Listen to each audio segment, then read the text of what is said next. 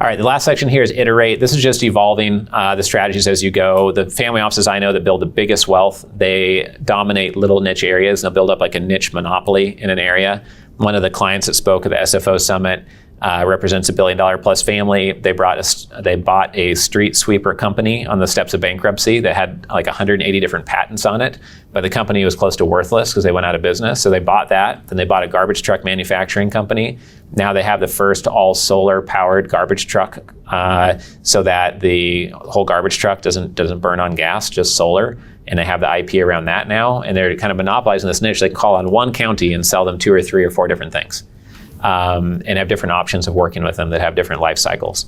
Another family office strategy is to operate within your business. If your business is investing in MLPs or oil and gas pipelines, you might be a better MLP investor if you own one oil and gas pipeline maintenance company that might also produce profits on its own, but allow you to know now when other people say they're doing good maintenance on their pipelines, you can have those guys come over and really see if they're doing the proper maintenance. That's like a niche within a niche thing.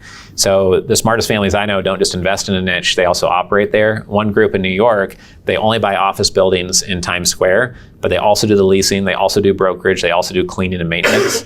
So they'll know before the owner of a building, and there's only so many buildings in that little half square mile, they'll know before the owner of the building knows when someone's not going to renew their lease.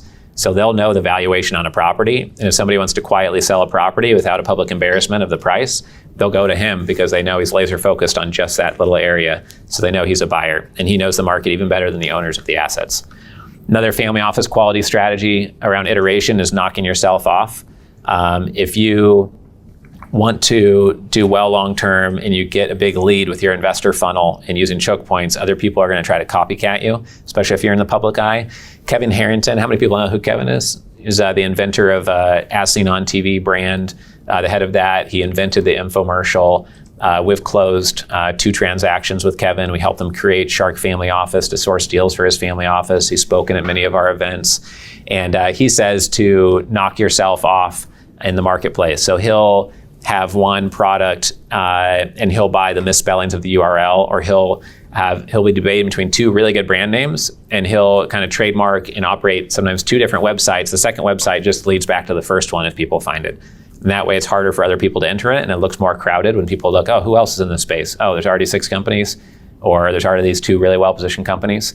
Also, when you compete against yourself, Google AdWords only lets you advertise one website, only one page on your website per advertising search result. So if they search investment club or whatever, you can only have one listing. If you have 2 websites, you may be able to advertise twice on that same keyword term through different companies that you own and capture more of the market.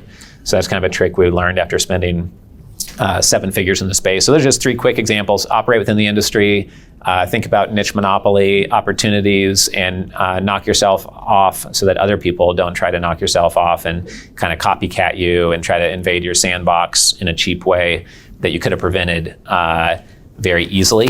There's a lot of examples of that we don't need to belabor.